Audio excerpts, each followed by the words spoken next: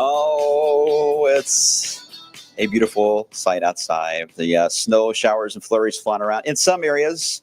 If you haven't seen them yet, don't worry. I think you're about to, as the radar is starting to light up. Hello, everyone. I am bit of a delay there. I'm Wade Meteorologist Brian Good. Welcome to the blog setup for today for SnowTALK. This is, yes, the last one of the year. I'll be out, but as always, if something develops or something certainly gets our attention, I will jump on and make sure to let you guys know if that's the case. But that's only for big events. I got a feeling the way things are looking, everything's going to stay fairly quiet.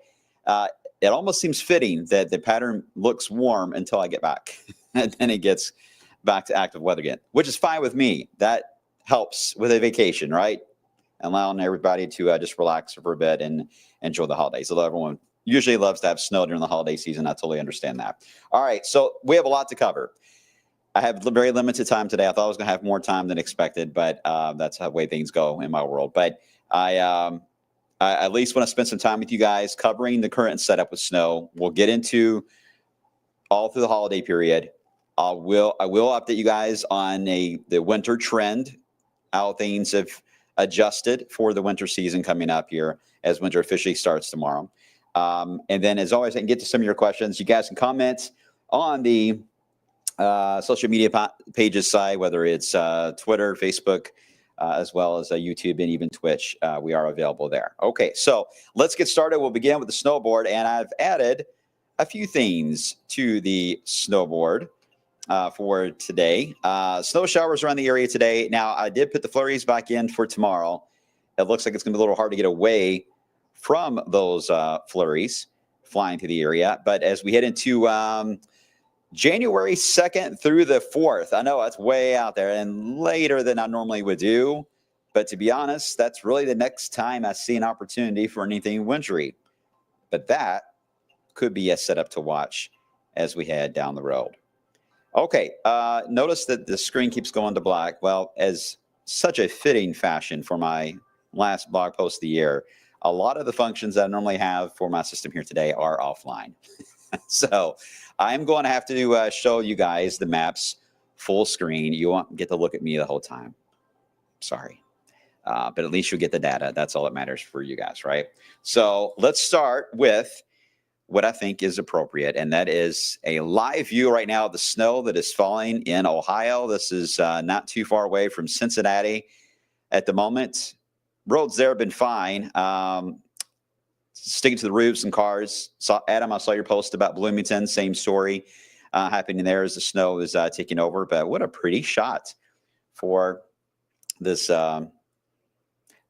week before we get to Christmas, right? Okay, so let's get into the numbers first off on temperature. We are running at 36 outside at the moment here in Louisville, 30 in Paoli, 33 at Fort Knox. But if you have not, or if you have been outside, then you know that this is not what it feels like. And the main reason for that is this.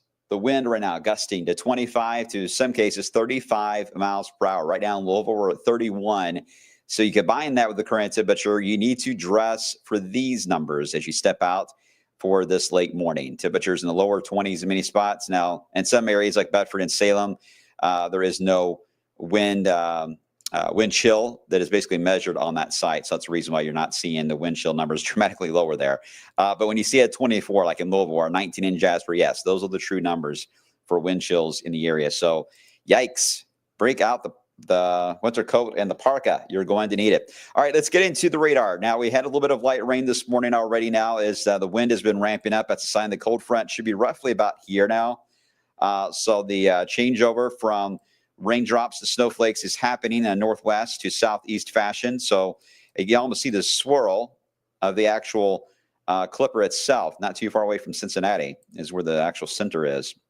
But yeah, we got a band of snow just north of Louisville that is trying to hold together. We'll see if you were to hold on this trajectory, it would aim right into Salem as it is now, through Charlestown, Indiana, Prospect, all the way down the Snyder Freeway and near the outlets. That looks to be where the snow is aiming toward now. So within the next 15, 20 minutes, you should have snow falling out your window and really fill in the whole gap, too, between Cincinnati and Louisville in that zone. So this entire zone will be like a snow globe. And where you get some of those darker blues, now, Adam, I think you're up here in Bloomington, right? So where you get some of those darker blues and purples, that's where you have the chance to get a light little coating or a dusting of snowfall. Now, south and west of there, it's trying to build on the southwest side, and I think we will get some, at least light snow and flurries that will build a little more southwest. Got to keep that in mind. Let me show you a water view up toward Indianapolis. Look at Indianapolis right now. Woo. Isn't that pretty? Getting those darker purples right over the city. My goodness, I bet it's a beautiful sight there, although the traffic probably is not the greatest. But this is a fairly impressive clipper that is moving in. I wish it was a little more south than what it is. Or you would have such a beautiful winter wonderland. But the whole thing itself is sinking south as it's drifting to the east. So that in general motion is going to allow us to get a rare shot of getting snow showers on the southern side, which normally is not the case. This is usually the driest side of a clipper. So we're actually getting a bonus snow out of this, even if it is light, even if it is a dusting or a quarter or a half inch in a few areas. It's better than we normally would get. So I think we need to count our blessings on that and be happy about it. It could cause, again, a couple slick spots on bridges and overpasses, more so tonight when we get into the darkness of night. And even though temperatures may hover on the freezing mark today during the daytime, that still will keep main roads okay. But we get into tonight, watch out for a few slick spots as we do fall below freezing, and we don't have any help at all from any energy from the sun. So therefore, slick spots can easily develop. And if you're traveling north or northeast, no doubt road conditions will be worse than what they are going to be even here. But here, I'm not expecting a lot of issues out of this. This is going to be a very festive, pretty snow, just cold. It's going to be hard to enjoy it because the wind's going to be so strong today. So here is Futurecast. It shows the snow showers moving on by as we ended this afternoon, all the way through the early evening hours. Again, overall temperature stay either at or just above freezing, but it won't feel like it with that wind. We'll calm things down tonight. Only a few flurries flying around. We have a chance to get some sunshine tomorrow for a few hours, but then we get another fetch of moisture coming in from the Great Lakes, and this is lake effect snow that may actually sneak in here with another batch of flurries or even snow showers, especially in the I-71 corridor for tomorrow night. That is possible. So, yeah, Madison, LaGrange, Eminence, Kentucky, Newcastle, you guys could get a little surprise coating. Well, wouldn't really be a surprise because I'm telling you about it now, but you get the idea. You could have at least some light snow tomorrow night that may sneak in from Lake Michigan. Pretty far away from home there, right, for that to happen. But it does happen every now and then. And this is a setup that looks to feature that. So very wintry weekend here, guys. And Sunday, by far, will be the better looking day. It will still be cold, though. Temperatures barely above freezing throughout much of the daytime period. All right, everyone good on that? Just let you know I'm still here since my camera function's not behaving. Let's see. Adam says it's coming down good now. All right, good. You're right in that band there in Bloomington, Adam. So keep us posted. Keep us posted. Okay, so let's talk about next week as we head into Christmas, right? So, first of all, here's the Matrix. This is Adam's favorite thing, I think, is the Matrix. All the ensemble ideas, what you want to see. You want to see all these blank spots fill in. This is for the Clipper snow that's moving in today. They are not all filled in. So therefore, confidence on getting anything to coat the ground is low. It's not zero, as you can tell. And even the amounts, if you were to look at the numbers, if you can even see them, are under an inch, in many cases under even a half inch. So minor on the snow side. But look at the big gap. Now, there is one ensemble that's trying to hold on for Christmas Day. Unfortunately, it's all by itself. So I think that's, that's a goner. But notice the blank spots for the rest of December. This is what I love about the matrix like this when you look at ensembles, because it really tells the story, too, on whether or not you're cold or warm. And this is no doubt a warm signal until you get to the beginning of 2025. And then we start up the noise yet again. So let's talk about the warm portion of this. I know we don't want to. It's kind of a bummer, right? But it doesn't look too bad. And I don't see a lot of heavy rain scenarios with this.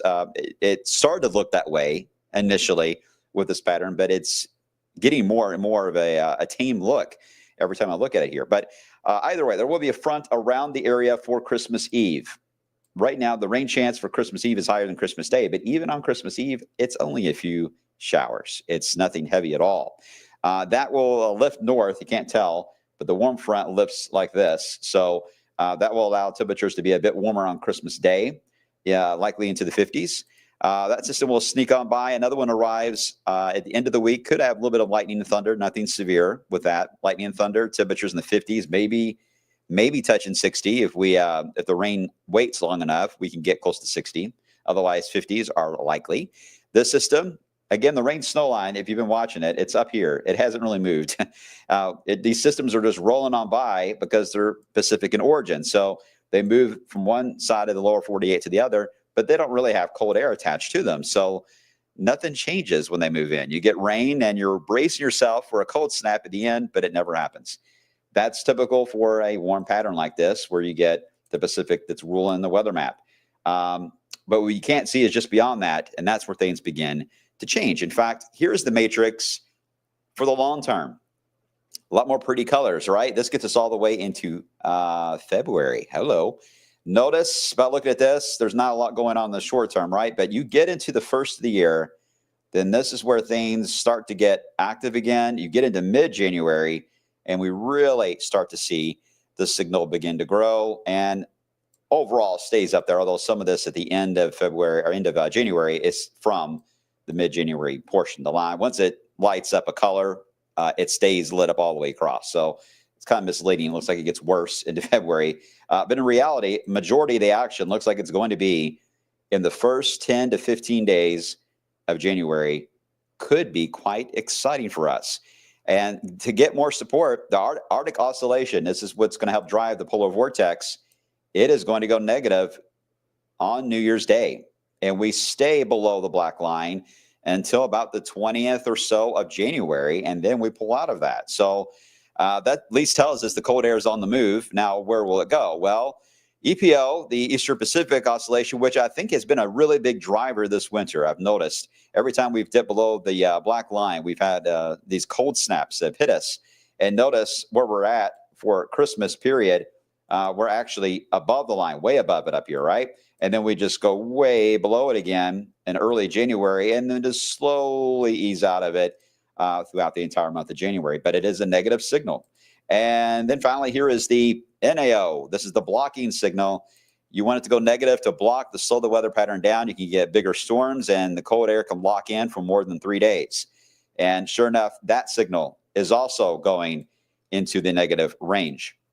So there are several signs that are pointing that January, especially as we head into maybe it may not be the first or the second of January. It may take a few days, but in general, the first 10 to 15, maybe the first 10 to 20 days of January may be a classic winter setup for us here into Wave Country. We have not really witnessed that in a while, it seems like. A lot of it has either been around Valentine's Day or delayed until March and April, to where it really can't do anything at that point other than make us feel miserable at Thunder Over Louisville when it's cold and windy out.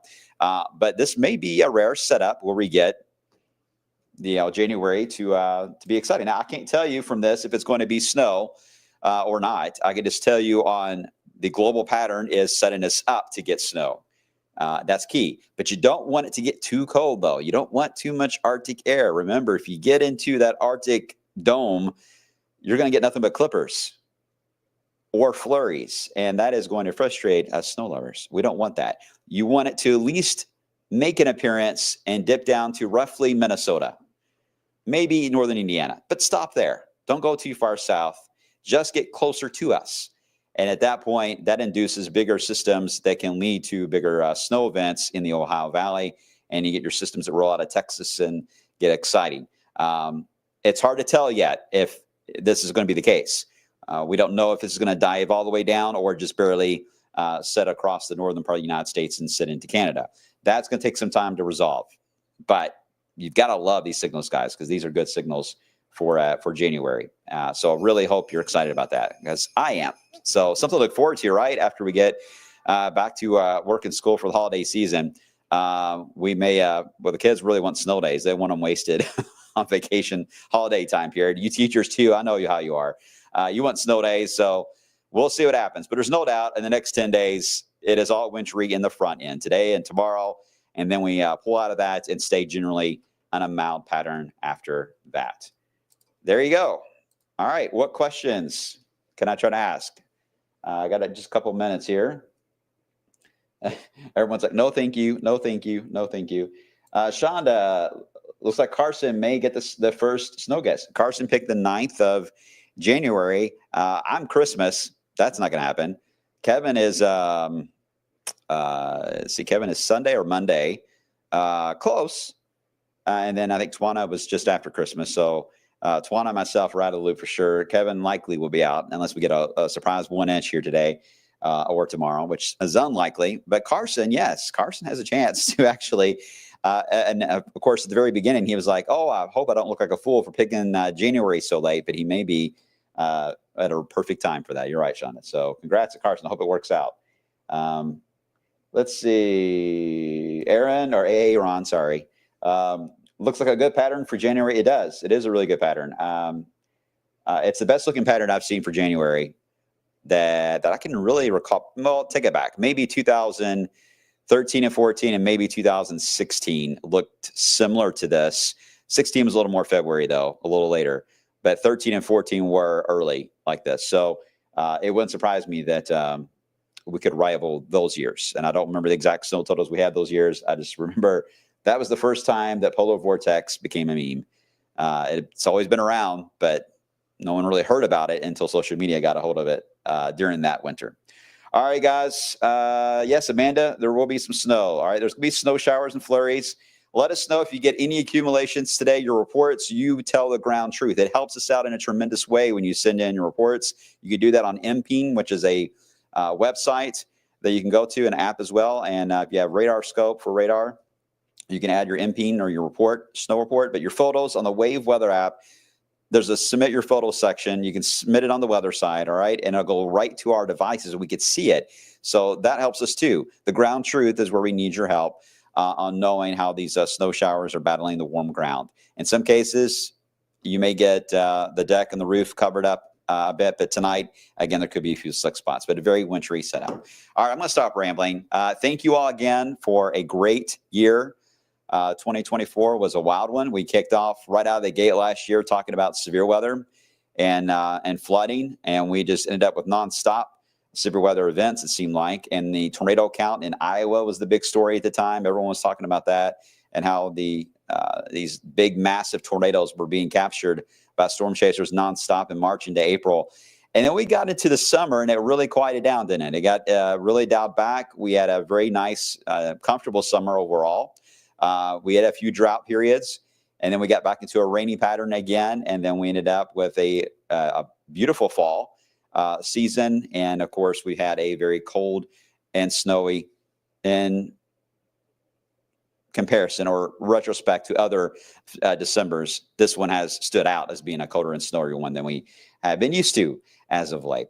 I wish we were going to get a white Christmas, but unfortunately, that doesn't look to be the case. But I got a feeling we're going to be very busy when we get back into the game. Yes, the rest of the team is going to be updating you guys on the blog at times. They'll be doing updates. Carson, of course, will still do his updates. So you're still going to get your weather information here on our streaming devices. I just won't be around here to bore you all to death and randomly talking about snow and wishing for snow all the time. You get a break from me for a little while anyway. All right, guys, have a Merry Christmas. Happy Hanukkah. Happy Kwanzaa as well. I hope you guys enjoy your time off, spend time with friends and family, and appreciate that you still have each other. It's been a rough year, it feels like, so I'm glad that we're all still together. Have a good one. I will see you all on the flip side.